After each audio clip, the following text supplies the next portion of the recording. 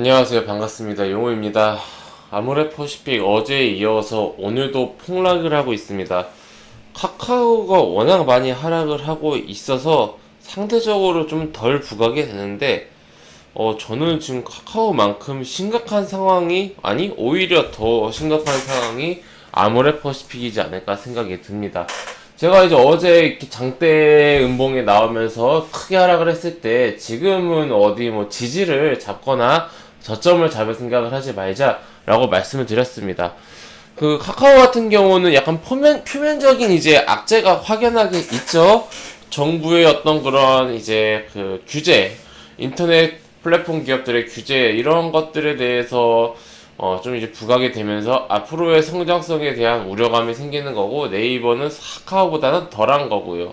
그리고 카카오가 워낙 많이 올랐습니다. 뭐 한 4~5배 이상 카카오가 오른 상황이기 때문에 지금 뭐 조정에 나오는 것은 상승 대비하면 별로 크진 않습니다만은, 문제는 아모레퍼시픽 같은 경우는 별로 오른 것도 없다는 거죠. 코로나 쇼크 이전의 주가가 아모레퍼시픽이 하락세인 것은 맞습니다. 2015년도 최고 전성기 주가 40만원대를 찍고, 그 이후로는 계속 좀 이제 뭐 계단식 하락을 몇 년 동안 거치면서 대바다 약 12만원을 찍고, 이제 좀 이제 회복을 하나 이제 싶은 게 이제 2020년도 작년 코로나 쇼크 전이었죠. 그런데 이제 이 가격이 코로나 쇼크 때 와르르 무너지면서 이제 14만원까지 이제 하락을 했습니다. 그런데 이제 이 19년도 저점이, 이때 미중 무역 분쟁일 때 19년도 저점이 훨씬 더 낮아요. 이런 형태의 그 차트가 별로 없습니다. 많지가 않아요. 보통은 이제 2020년 이때 하락이 더 크거든요. 근데 이때 하락이 더 큰 종목은 별로 없습니다. 자,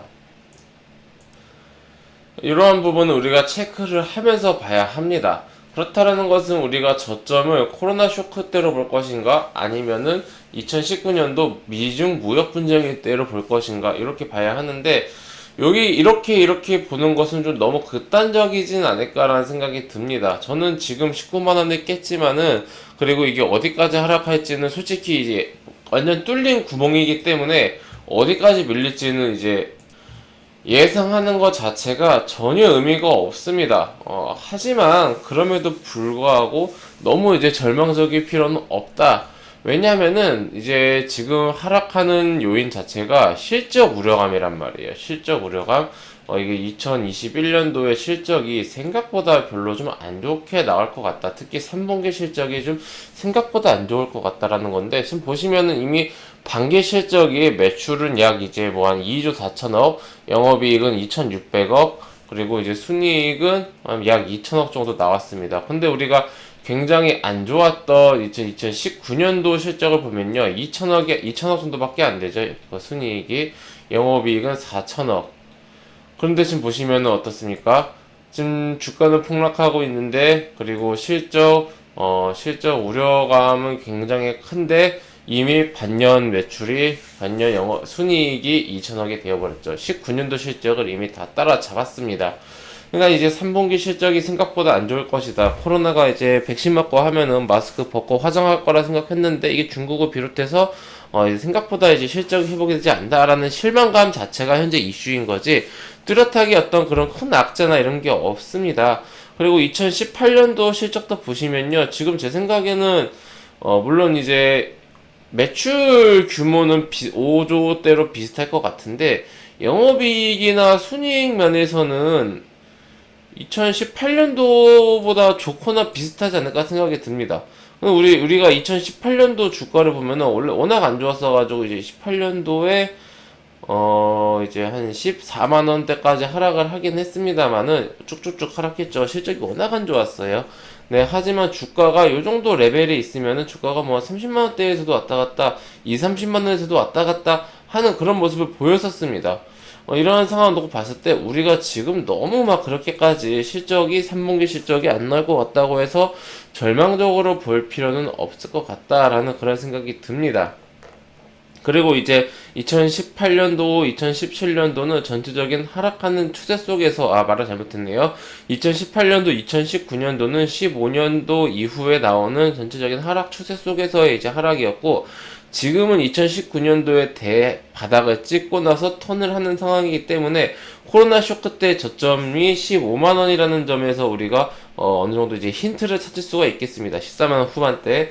그렇다면 지금 여기서 사실 더 하락한다고 하더라도 제 생각에는 크게 뭐 이렇게 하락폭이 크진 않을 것 같다 생각입니다. 여기까지 온 이상, 19만 원까지 온 이상, 19만 원을 깬 이상, 여기서 더 하락해봤자 뭐 그렇게까지 큰 이제 폭락이 나올 것 같지는 않다. 오히려 지금부터는 이제 하락을 하면 하락을 할수록 어쩜 보면은 저가 매수의 기회가 될 수 있다.